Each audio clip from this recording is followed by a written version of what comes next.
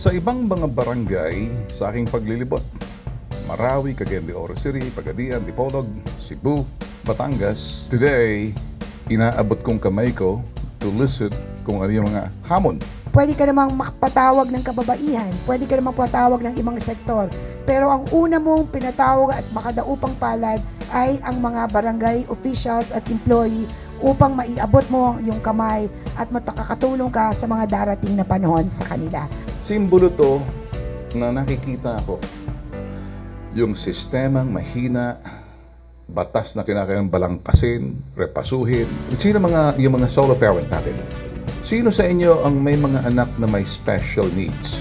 Therapist din yung mga assessment po, yung mga maintenance po nila. Yung po yung napakahirap sa amin. Naintindihan ko yung sinasabi mo dahil may special kids ako eh. Kung sakaling hindi anak ni Ben Tulfo yan, saan pupunta yun?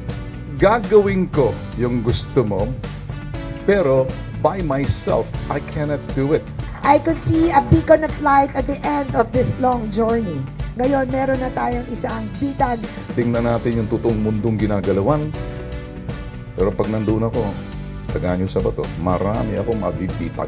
Bibitagin ko sila sa paraan na pangungumbing sila, mabibitag sila sa pamamagitan ng aking negosasyon. Ako naniniwala ko, charity begins at home.